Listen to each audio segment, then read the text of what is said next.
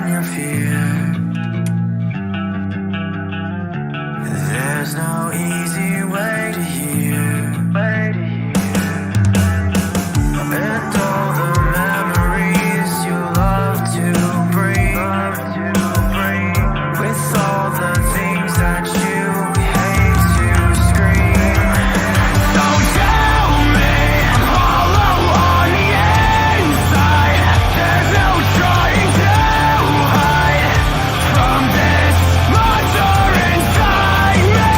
So if you try to criticize me like the world defines me,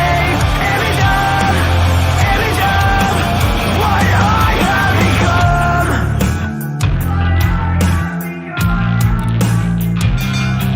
All right, and welcome back to another episode of the Browns Beat Podcast. It's a breaking news edition of the Browns Beat Podcast. I am one half of your co-host here. My name is Tristan. I'm here with my man Derek. Derek, how are we doing today? We're doing. The Guardians are down 2-0 in the ALCS. Josh Naylor and DeJuan Jones eating at the same buffets. Gotta love it. It's just everything in Cleveland right now sucks. And luckily, that's what we choose to talk about every week on this here podcast, Tristan. So, how are you doing, sir? Could be better. Let's say it like that. In defense of Josh Naylor, I will say had a good game last night. I want to say he got on base twice and then had an RBI. So solid outing from him, especially compared to his standards. But let's talk about this Cleveland Browns football team. Derek, it was announced shortly actually before that game that the Cleveland Browns had made a trade. Shortly after Davante Adams became a New York Jet, Amari Cooper became a Buffalo Bill. The Cleveland Browns traded Amari Cooper and a 6th-round pick in this year's draft for a 3rd-round pick as well in this year's draft, as well as a 7th-round pick in next year's draft. So, Derek, what were your overall thoughts about this deal? When you look at the deal itself and you take the emotions out of it, it's a really, really good thing for both sides. I think there are no losers in this trade. When you look at it from the Browns' perspective, Amari Cooper, for whatever reason you want to say, is leading the NFL in drops right now. He was on a 1-year contract. He was not going to be coming back to this team. So you were going to lose him at the end of the year regardless. And the Browns traded a 5th and a 6th to bring Amari Cooper here. And you get a 3rd-round pick and a 7th-round pick in exchange for him and a 6th. So all in all, when you look at the deal itself, I know the Browns are paying the entire contract because of the restructure that we did. But to be able to get a 3rd-round pick for Amari Cooper was kind of surprising to me, especially given the fact that the Jets just gave up a conditional 3rd that could be a 2nd for Davante Adams. So all in all, I think the Browns got the best that we could, but for the Bills, I think this is an outstanding move. This is an outstanding move for the Bills, and we'll get into the specifics, but I think, again, I think for both sides, this is a win. Obviously, there is the other factor of it, of just kind of the emotional side of it, and the attachment of the player to the team and those sorts of things. But as far as just straight up what the deal is, I thought that the Browns got a lot more than I thought we would. I was kind of expecting like a 5th. So to be able to come away with a 3rd here is great. So, but Tristan, the deal itself, just straight up, what were you thinking about it? What was your kind of reaction when we find out what we got? Yeah, so it was twofold, right? Of course, when you look at look at it again similarly to how you said it, just taking the emotion out of it, just the pure logistical, analytical side of it. It made a lot of sense. I felt like we did get enough compensation for the contract, considering his play hasn't been great. You know, I do think that's something that some people have not talked about enough is this is the best receiver this Cleveland Browns football team has had in a really long time, especially since the Browns came back to Cleveland. And I just want to start this conversation with, first and foremost, thank you, Amari Cooper. You were an absolutely amazing Cleveland Brown. It was an absolute joy to watch you play here in Cleveland. I will always remember that game against it was the Bears, where Joe Flacco had that amazing throw to Cooper, and it just barely got in there. It was a tight window throw. He catches it, does a great job to stay in bounds, take it in for the touchdown, and make it a one-score game. And we end up coming back and winning that game. And that was the play of the game. And I will always have that. I'll always remember that, because I was sitting up in the very, very upper deck, about middle of the field, and I just remember watching that ball come across my head pretty much, because Flacco put everything on it. And it was just a beautiful, beautiful moment. And there's a lot of other moments like that with Amari Cooper too. Obviously that Texans game where he really showed out. It was genuinely, it was nice to understand and feel what it had to have somebody who is truly elite at their position, especially at that position where we've had a really hard time finding that. So now that I've got that out of the way, trade compensation, I felt like it made sense, especially where this team is right now. It's clear that we needed to do a move like this. We're not going to win this year. He's only on a 1-year deal.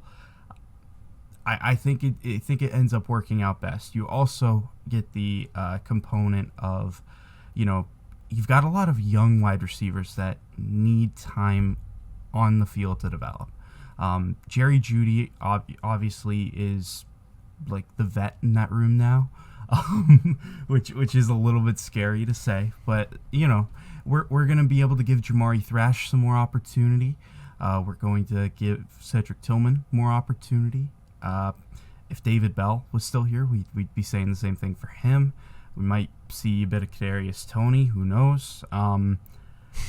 But regardless, we're gonna have some youthful options from that position, guys that are gonna be fighting for a spot on the team next year. That's what it is now.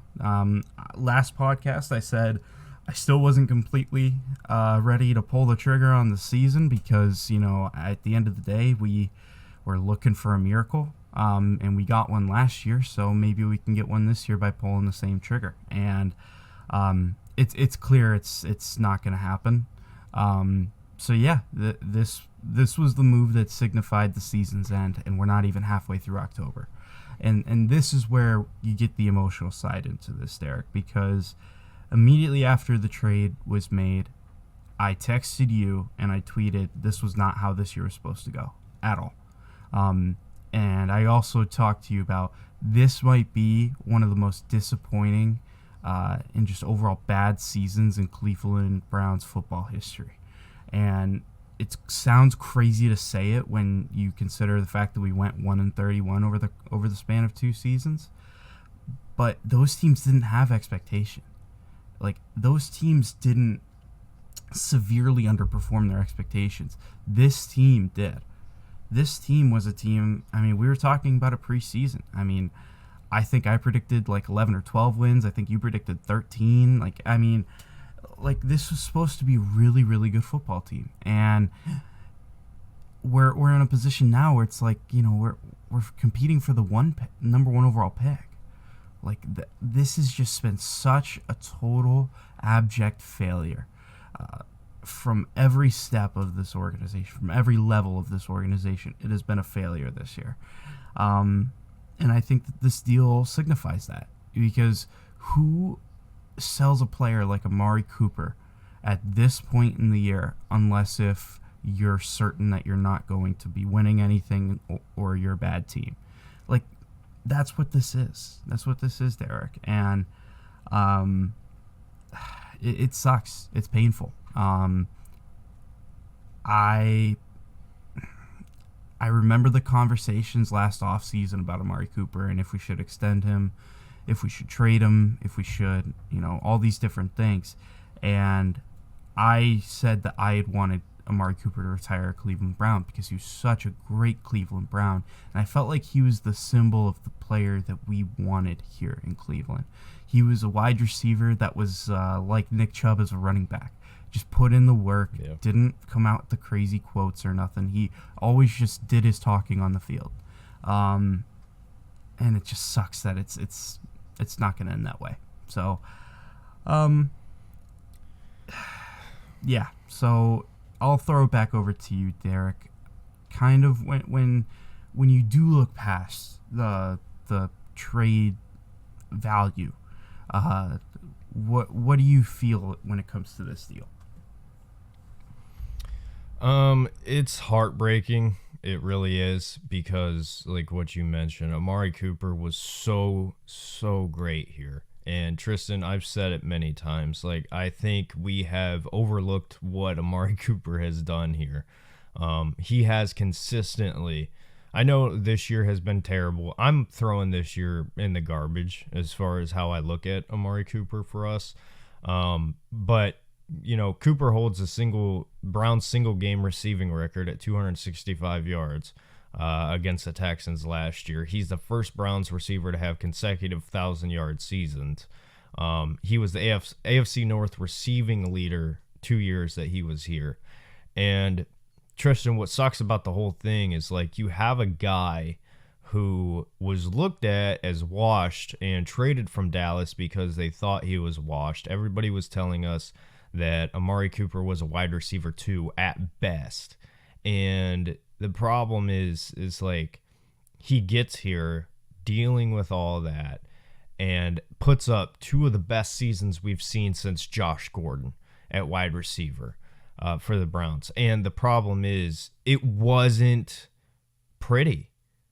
Like the one play that I think classifies Amari Cooper's time here as a Cleveland Brown is the play against the Arizona Cardinals, where Deshaun Watson drops back, throws the ball, it gets tipped, and somehow floats back of the end zone perfect into Amari Cooper's hands. And when I say tipped, I don't mean like barely tipped. I mean that ball was like batted out of the air and floats back into Amari Cooper's hands. And Tristan, that's like a metaphor for what this has been. Everything around him has sucked. Everything around him has been dysfunction. He went through 5 different quarterbacks last year. And then prior to that, you had Jacoby Brissett and that whole situation. Like, Amari Cooper was so undervalued here, I feel like, from a lot of the fan base. Not because of it being intentional or anything like that. I think we were just so distracted with the Deshaun trade, with some of the moves that we had made. I think we have overlooked what Amari Cooper was, and he was incredible. He was absolutely incredible here, and it really sucks for me that a guy who, in my opinion, is, I think, one of the best Browns of all time, when it comes down to his position, for sure. I mean, he holds the season single game receiving record. Like, he is historically a great Cleveland Brown.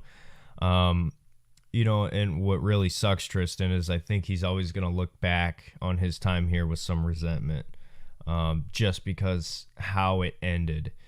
And that really sucks. That really sucks. And we knew that we probably weren't going to lose him after this year, and there was the stuff with the Brandon Ayuk trade and his name being involved and all that, but there are reports coming out now, and I think you're going to see this start to landslide, these types of stories, of Amari Cooper just not liking Deshaun Watson going back to before the season even began.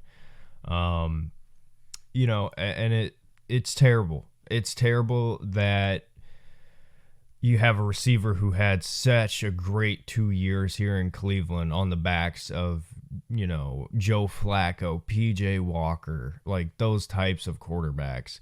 You know, and it comes to an end this way. Just in a season where we had expectations, and a season where, like you said, it was not supposed to be this way.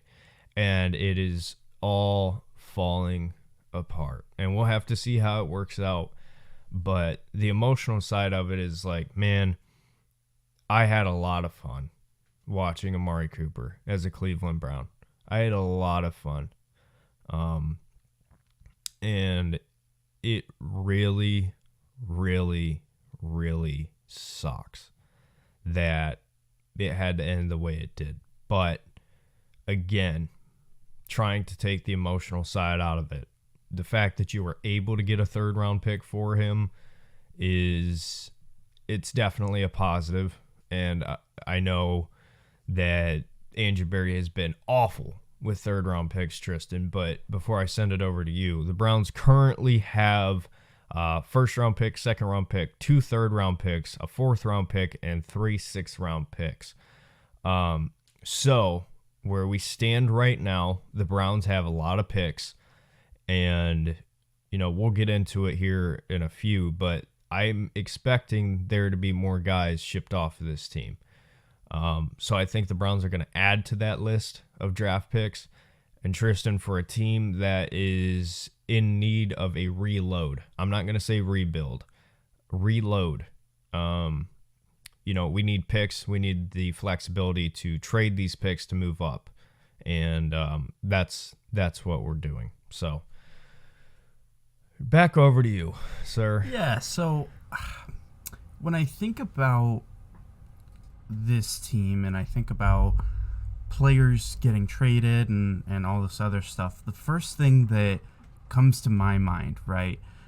The first thing is, I feel like at this point, Paul DePodesta and Andrew Berry should be sitting, and Jimmy Haslam, they're Haslams, I should say, both of them, should sit down and talk to the media and talk about what the plan is going forward, because this was supposed to be a team that was competing this year, and we just traded away Amari Cooper. So you instantly go from contender to, are we reloading for next year, or are we doing a complete rebuild? Like, what's the goal here? What are we doing, right? So I think that is an answer that we should get. I think that we deserve that, Derek, from these people, because they're the ones. I don't think we're. I don't think so either, but I feel like that's what we deserve. I mean, especially for as terribly as the season has gone. Yeah, they should have to answer hard questions from the media. They absolutely need to. And,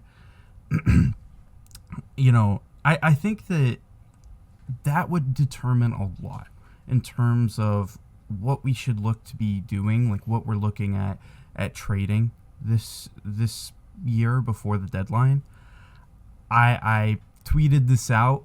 I feel like the Nick Chubb trade is coming. I do feel it. No, I can't. I know. I hear you. I can't. But at the same time, Derek, we've got one year left on that deal, right?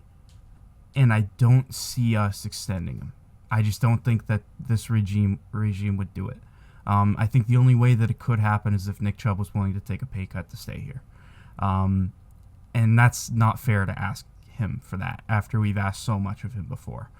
Can I just want to chime in on that real fast.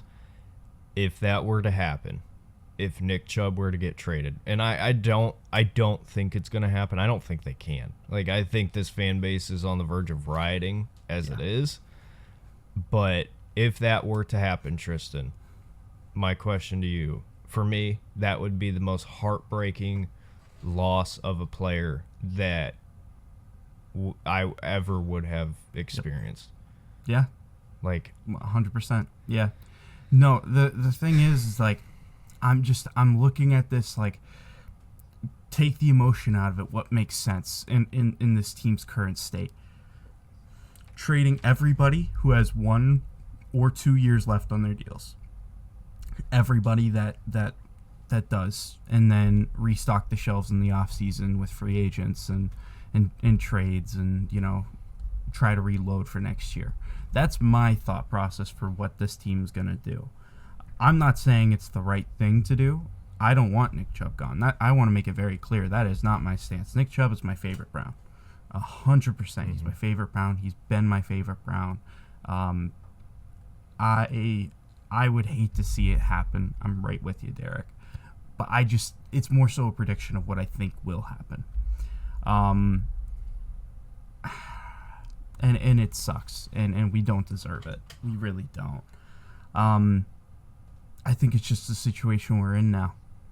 I think that it's a rough situation. And Derek, we were talking about this. It was reported Mary Kay that NFL's still thinking about suspending Deshaun. It's still something they're investigating. That, I have to imagine, does factor into the turnaround for a rebuild, because apparently they're still trotting him out to see if there's anything left in the tank, which I think is BS. I think that there's clearly nothing there. As far as getting him gone, right? Because I think that's the next step after this season. I think that a lot of what's going to determine the turnaround time is if we're able to void his contract. Because if we're able to, then all of a sudden we've got a boatload of cash that we can spend in free agency, no dead cap. It's a good situation now. Hey, we can actually add some pieces. We can afford to go out and get a veteran quarterback on big money. And, of course, we still need a long-term option. So maybe we go out, get a veteran option that can run our offense decently, an Alex Smith level guy, and we draft our Mahomes, right? Not saying that's going to happen. Obviously, it made it sound really easy, but that's definitely not the case. But that contract, that situation is going to determine a lot, because all of a sudden now, okay, you can't void out his contract. Well, now we're on the hook for about $85 million over the next 2 seasons on dead cap money. I don't know about you, Derek, but it sounds awfully hard to compete with that hanging above your heads. That's a lot of cash.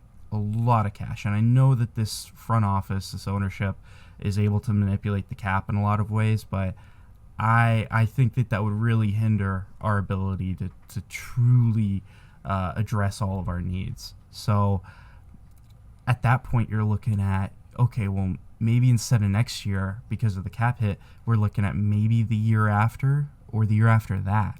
And at that point, it's like, well, why not look to trade Denzel Ward? Because he's getting up there in age. That's where I feel the need to hear from the ownership, hear from the GM, hear from Dee Podesta, so that way we can get these answers, because a lot of this stuff is in limbo right now. It's up in the air. We're not sure what's going to happen. And I feel like we should get some clarity. Yeah, and the thing is for me, Tristan, and this is going to be a real shot in the dark, doesn't seem like this, and maybe this is bias, but I legitimately think there is a world where everything, if it goes the best way it can, or the majority of the things go the best way they can, I think there's a world where the Browns win 10 games next year. Yeah. I don't think that's entirely crazy. And that's why, for me, I'm not saying this is a rebuild. I don't think we need to rebuild. For me, I would classify a rebuild as you move on from one of Myles Garrett, one of JOK, Delpit, those types of guys. Mm-hmm. Denzel, I would throw in there. He's been, when I talked to G. Bush, he said you have to have 3 guys, right, at each level. We have that. Myles, JOK, Ward. Mm-hmm. And if you get rid of one of those guys, pack it up. And again, the Browns, we have picks right now, but when I look at how do you get the most out of what we have to work with right now, I think Zadarius Smith has been talked about in trade packages. Aiden Hutchinson went down. I think that would make a ton of sense because he's got a year after this year. So it's a 2-year deal. So it would make sense for the Lions. It would make sense for the Browns at this point. Dalvin Tomlinson has been a name that's been thrown out there. I personally don't feel great about getting rid of Dalvin. That's just me. But if the offer's right, I feel like you got to do it. Wyatt Teller. There's a lot of guys that you can talk about. Greg Newsome needs to be gone yesterday. I mean, I've been talking about this for how long now, Tristan? And it's not a shot at Greg. It's just like where we're at. If you can get a fourth for Greg, like I feel like we have to make some of these moves. And Tristan, by the end of this, I'm gonna go over it again. I think the picks that we have right now, we have a first, a second, 2/3, a fourth, and 3 sixes, which is ironic because Jimmy Haslam is evil. But by the end of that, Tristan, I think you're going to be looking at 2 second-round picks, possibly 2 first-round picks. Like, we are going to, yes, I think there's a chance we get up into the first again. And the reason why I say that, and this is kind of, I had this conversation yesterday with Tino, and we were talking about the draft and how this could all shake out. And he doesn't think we're picking a quarterback. I do. I think that makes by far the most sense given the situation. But this is why I say you might need to get back into the first round. Remember, Tristan, the Browns have a second round, top of the second round pick. And if you were able to trade that pick in one of your thirds to move up to... Okay, so I thought you said I thought you were implying that we were going to get another second round or another first round pick from the players we're trading. I was like, are you crazy? No. That makes more sense. Yeah, I could see that. No.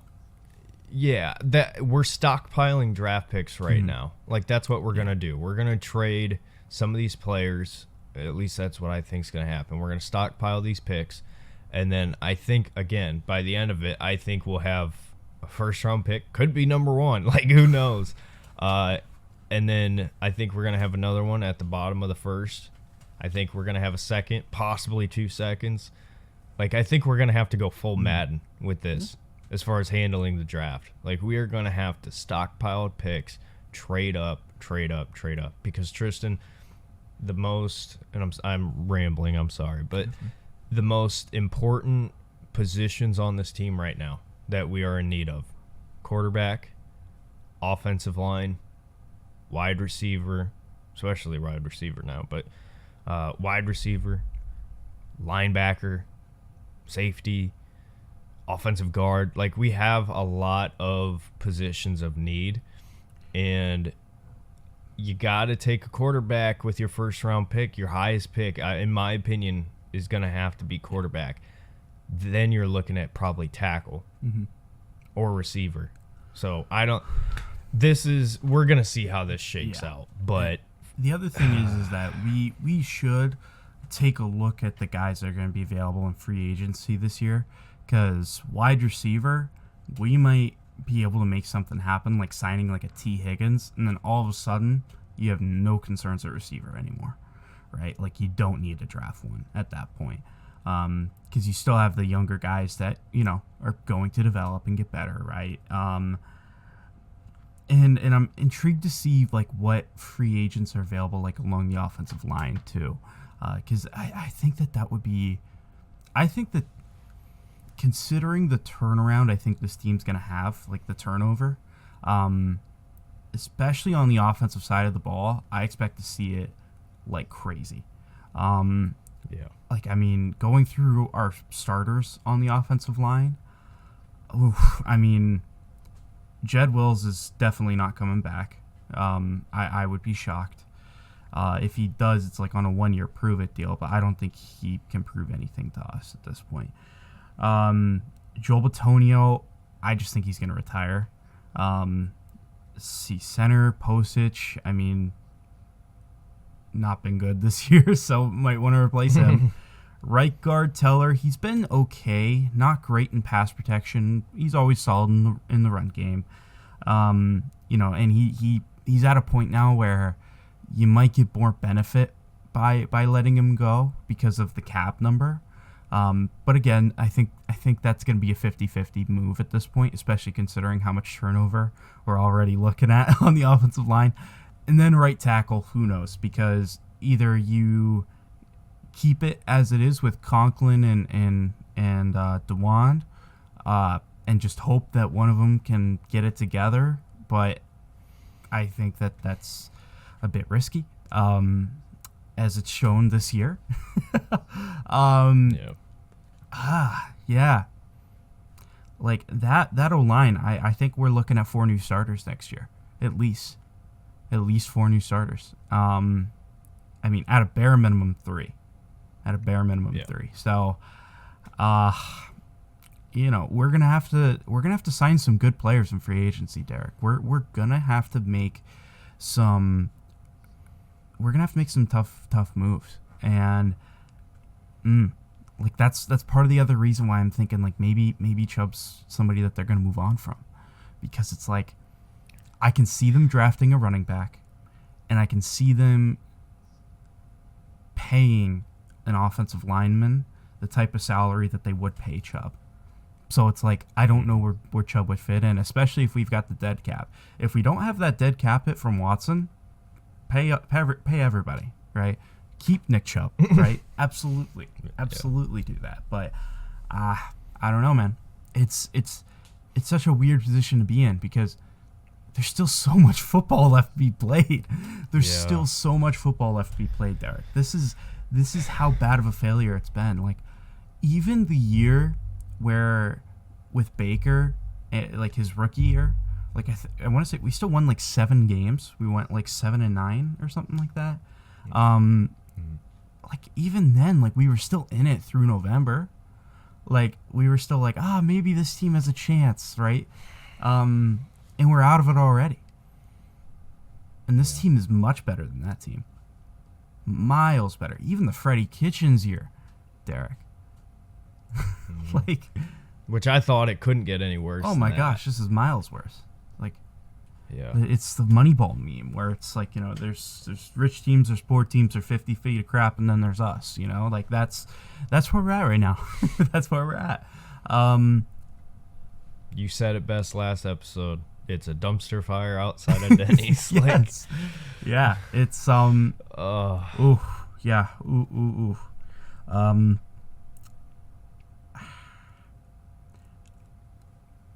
I don't even watch these games with emotion anymore, Derek. I don't take notes on it anymore. There's just nothing exciting, and like now it's just like, you know, you're watching it unravel before your eyes, and it's just ugly.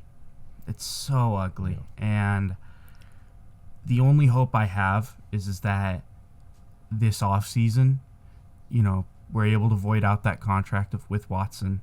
We're able to make a move for like a Kirk Cousins or, you know, maybe like sign Darnold to a deal or something like that. Somebody who can be a quality starter for us. And then we go in and we draft our long-term solution. So that's, at this point, it feels like it's the only option. And I think at this point as well, like, it's time to just trust the coach in what he wants to do as far as the schematic side of it, because what we're seeing in the NFL right now, the Vikings offense is insanely good, and Kevin Stefanski grew up in that system, right? And it doesn't rely on elite quarterback play. I don't think we need an elite quarterback to be fine here. We need a quarterback that can go under center, run the play action, find the open guy, and hit him.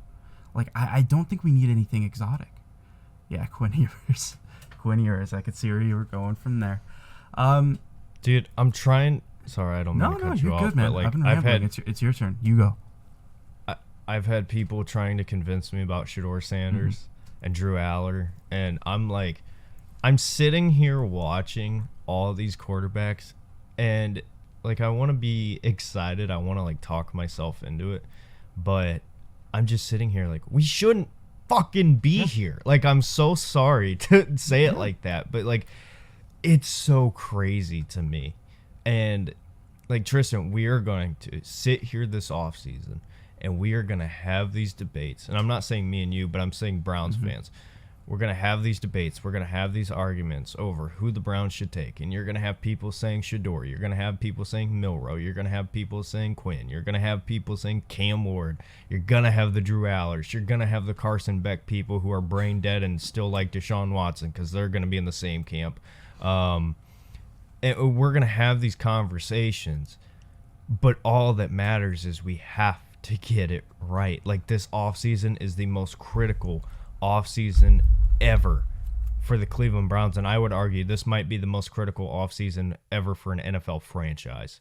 Like it is that critical, especially if we're in the situation where we have to pay Deshaun Watson. We have got to nail these picks. And there was a guy who came out, I forget, I know he's been wrong in the past, and I'm not saying he's correct on this, but the understanding was that Andrew Berry's probably going to be the fall guy, which I don't know how true that is. Again, this is all speculation. Who knows? Who knows who's going to make it? But whoever's going to be making these picks, whoever is going to be figuring this all out, like, it's going to take a miracle for this to shake out right. And I said this yesterday in conversation. Tristan, you know what kind of draft we're going to have? We're going to have a really good one. Like almost perfect. We are going to have the 2017 draft for the Cleveland Browns, where we got Myles Garrett, David Njoku, Jabril Peppers, and Rashard Higgins. Like, I know Higgins wasn't great, but like for us, that was a reliable number 3 receiver. We're going to have a draft where we get probably 3-4 starters and a couple guys who are impact players in the future. Yeah, I mean, and it's yeah, you said it. I mean, part of the other reason why I'm okay with the Cooper deal is because you're giving young players an opportunity. Like, hey, listen, this runway that you've got until the end of the season, this is your chance to show us that you can be somebody we can rely on next year. Like, looking at you, 80. Yeah. Looking at you. Yeah. I mean, couldn't have said it better myself. I mean, seriously, like, Tillman absolutely needs to show up. He needs to show us something. I think that Jamari Thrash deserves some snaps, and he deserves an opportunity. And then I'm looking at the quarterback room, and at this point, I don't think it makes sense to throw Jameis in, because what does Jameis solve, right? DTR. Yeah, it's DTR. You know, see what you got in the kid, because if he comes out and he has some good outings, like, hey, you know what? Maybe this can be somebody who can be a bridge guy, or you know, who knows? Maybe we've got our quarterback that we've already developed, and he's the franchise quarterback of the future, which I'm not there. I have not seen quite enough for that. But you know, like, just see what you got in the guy. Like, just see what you have. Is he somebody you can rely on to even just be your backup next year? Like, figure that out. Yeah. You know, like it's such a terrible spot to be in. Really, it really is. And you know what sucks on this conversation? We're talking about trading guys, right? Remember in the offseason or preseason when it was like, oh, there's trade interest for DTR. You can't even trade DTR anymore, because what if? Yeah. Like, what if? Yeah. So Exactly. Well, and Derek, you know how in the offseason there was a lot of conversation about, did this team do enough just running it back? Did they do enough? Like, should they have added more? I mean, they could have, but they chose not to. Was it that they chose not to, or was it that people didn't want to come here to play with Deshaun? Like, at this point, that's what it's looking like. Because Amari Cooper seems happy as hell to be gone from this. And I'm happy I'm happy for him, too. Absolutely. You're going to have an opportunity to play with the best quarterback you've ever played with in your entire career. Like, absolutely. On a Super Bowl run. Yes. You're going to be the number one target in an offense that is going to give you a lot of targets, a lot of opportunities through the air, a good quarterback. Like, that's a team that's looking to make a run. Yeah, absolutely.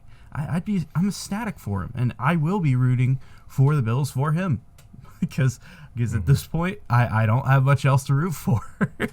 So it's the same way that I'm rooting for the Lions in the NFC. They've been through 0-16 as well. Like, you know, I'm always a Browns fan first, but it's like, you know what?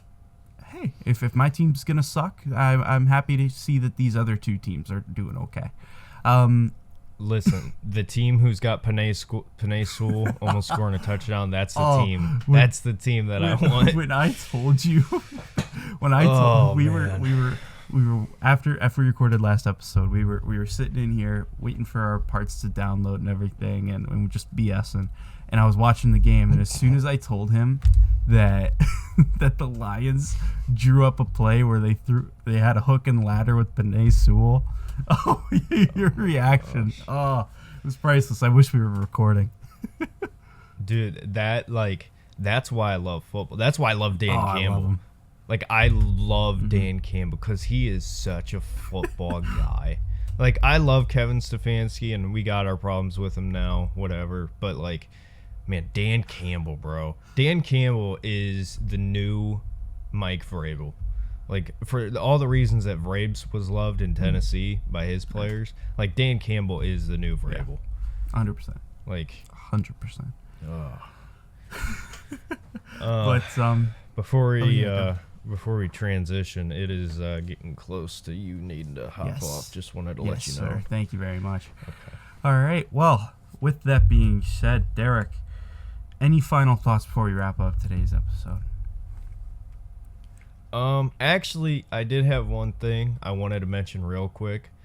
This dude Davante Adams is hilarious. Bro was traded the same day, and at night was posting a picture of his Jets custom cleats on Twitter or Instagram, whichever one.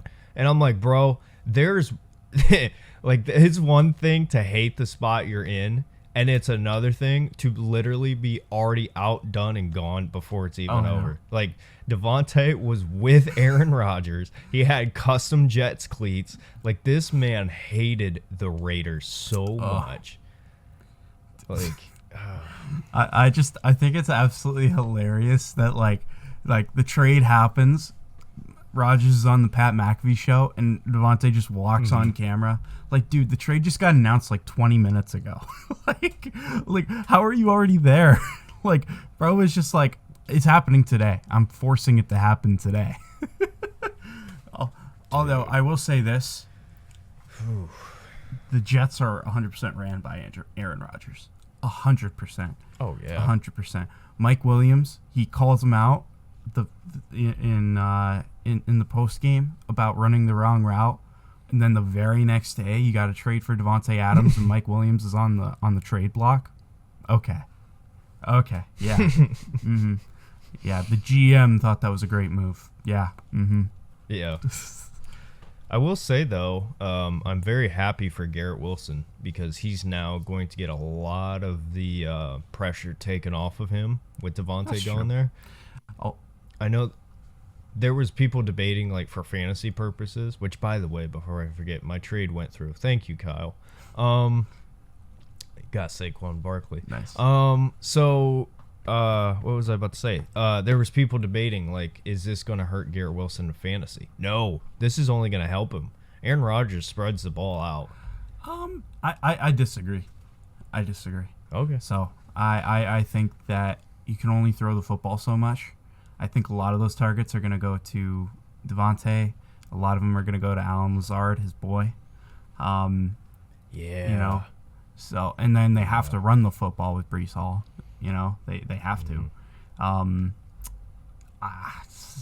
Targets are going to go from someone. So How about Alan Lizard Allen. this year having himself just unreal out of nowhere? It's Aaron Rodgers, man.